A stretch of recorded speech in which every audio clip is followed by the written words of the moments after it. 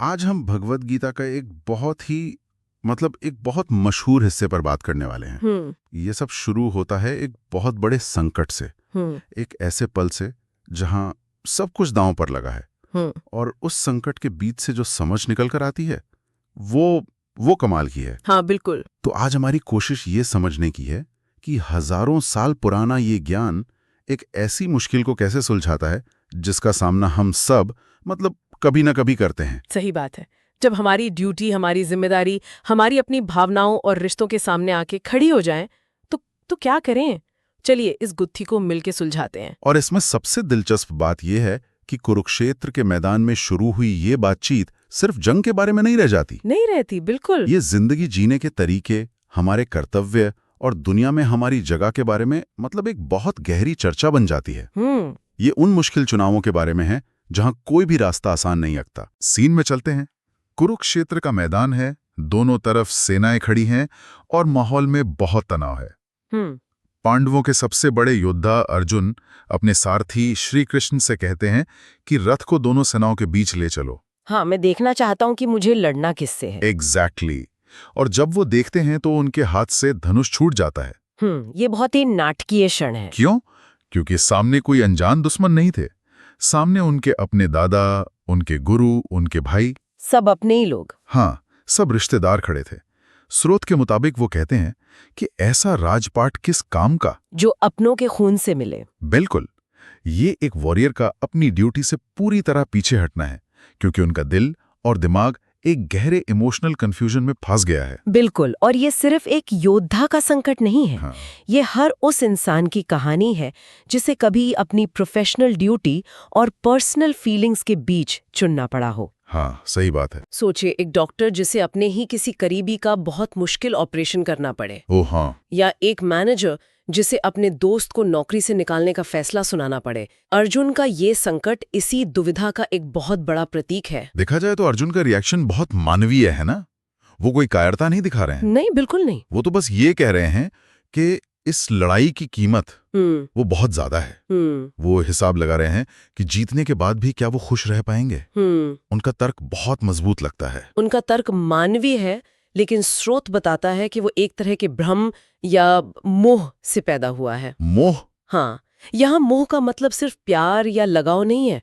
ये एक तरह का धुंधलापन है, एक डिल्यूजनल अटैचमेंट जो हमें बड़ी तस्वीर देखने से रोकता है। अच्छा। और सही गलत का फर्क समझने नहीं देता। अर्जुन अपने सामने खड़े लोगों को दुश्मन की तरह नहीं, बल्कि सिर्फ मेरे दादा, मेरे गुरु की तरह देख रहे हैं। और यही व्यक्तिगत पहचान उनके असली कर्तव्य यानी धर्म के आड़े आ रही है। आपने धर्म शब्द का इस्तेमाल किया। यहाँ इसका मतलब मजहब या रिलीजन से तो नहीं है ना? बिल्कुल नहीं। और ये समझना बहुत जरूरी बात है। गीता में जब धर्म की बात होती है तो उसका मतलब है कर्तव्य, सही आचरण या वो जिम्मेदारी जो समाज और दुनिया में संतुलन बनाए रखती है। अच्छा, मतलब ड्यूटी। हाँ, ड्यूटी। एक सैनिक का धर्म है देश की रक्षा करना। एक डॉक्टर का धर्म है मरीज की जान बचाना।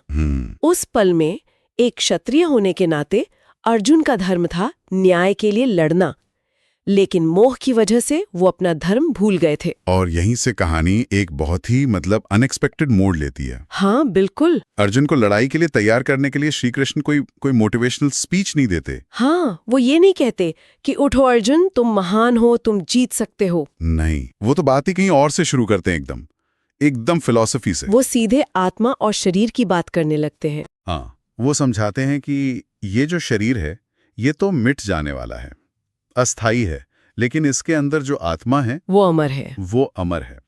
श्रुत में सीधे सीधे कहा गया है, जिसने जन्म लिया है उसकी मृत्यु निश्चित है, और जो मरता है उसका पुनर्जन्म भी निश्चित है। ये एक ही लाइन में पूरा देखने का नजरिया ही पलट देता है। बिल्कुल। हाँ, और ये कोई ऐसी वैसी बात नहीं है, ये पूरे संवाद की नींव है।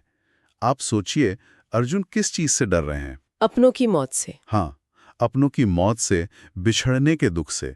श्री कृष्ण उसी दुख की जड़ पर ही वार करते हैं।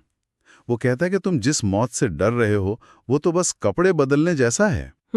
आत्मा तो अमर है, वो न कभी पैदा होती है न कभी मरती है, वो बस एक शरीर छोड़कर दूसरा धारण कर लेती है। लेकिन एक सवाल उठता है, लड़ाई के मैदान में जब चारों तरफ मौत का साया हो, तब ये फिलॉसफी की बात थोड़ी अजीब नहीं लगती? क्या उस वक्त एक जोशीली बात ज्यादा काम नहीं आती? ये एक बहुत शानदार मनोवैज्ञानिक तकनीक है। अच्छा, हाँ, इसे पैटर्न इंटरप्ट कह सकते हैं। अर्जुन एक इमोशनल लूप में फंस गए हैं, दुख, डर, कंफ्यूजन। श्री कृष्ण उस लूप को तोड़ने के लिए उसे एक झटके में एक बहुत बड़े कैनवास पर ले जाते हैं। वो अर्जुन की व्यक्तिगत समस्या को जूम आउट करके एक ब्रह्मांडीय नजरिए से दिखाते हैं। सही बात है। जब आप चीजों को इतने बड़े पैमाने पर देखते हैं, आत्मा का अनंत सफर, जन्म मृत्यु का चक्र, तो आपकी उस पल की समस्या अचानक बहुत छोटी लगने लगती है। ये भावनाओं को दबाना नहीं है, बल्कि उन्हें सही जगह पर रखना है। ये तो सच में एक अलग ही लेवल की सोच है। मतलब अपनी प्रॉब्लम से बाहर निकलने का पहला कदम है कि अपनी प्रॉब्लम को बहुत दूर से देखो। हाँ, जैसे हम अपनी बालकनी से ट्रैफिक जाम को देखते हैं तो परेशान होते हैं, लेकिन हवाई जहाज से देखते हैं तो वही गाड़ियां चींटियों जैसी लगती हैं। आपने बिल्कुल सही समझा, ये नजरिए का ही खेल है। अच्छा। एक बार जब अर्जुन का ध्यान मेरे लोग मर जाएंगे से हटकर आत्मा तो अमर है पर आता है, तो उनके मन में एक शांति आती है, उनका डर कम होता है। वो शांत हो जाते हैं। हाँ, अब वो श्री कृष्ण की अगली बात सुनने के लिए तैयार हैं। ये उस मानसिक जमीन को तैयार करने जैसा है जिस पर कर्तव्य का बीज बोया जा सके। ठीक है, तो पहला कदम है नजरिए को बदलना। लेकिन सिर्फ ये सोचना कि आत्मा अमर है शायद काफी नहीं हो सकता जब आपके हाथ असल में कांप रहे हों। नहीं, बिल्कुल नहीं। तो फिर श्री कृष्ण प्रैक्टिकल सलाह क्या देते हैं? और यहीं पर गीता का वो उपदेश आता है जिसे शायद दुनिया में सबसे ज्यादा बार दोहराया गया है। हाँ, सबसे मशहूर श्लोक, कर्मण्येवाधिकारस्ते मा फलेषु कदाचन। यानी तुम्हारा अधिकार केवल कर्म करने में है, उसके फल पर कभी नहीं। ये लाइन सुनने में जितनी सरल है, समझने और अपनाने में उतनी ही मुश्किल। बहुत मुश्किल, क्योंकि हम इंसान तो हर काम फल की उम्मीद में ही करते हैं। हाँ, परीक्षा इसलिए देते हैं ताकि पास हो जाएं, नौकरी इसलिए करते हैं ताकि सैलरी मिले। श्री कृष्ण कह रहे हैं कि असली समस्या यही है, फल से जुड़ाव।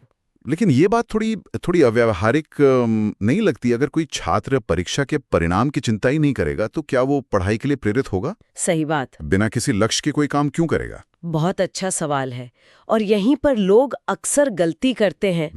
श्री कृष्ण लक्ष्यहीन होने को नहीं कह रहे। अच्छा, वो ये नहीं कह रहे हैं कि बिना सोचे समझे बस काम करते रहो। वो कह रहे हैं कि लक्ष्य बनाओ, पूरी मेहनत करो, लेकिन उस काम के नतीजे से अपनी खुशी या दुख को मत जोड़ो।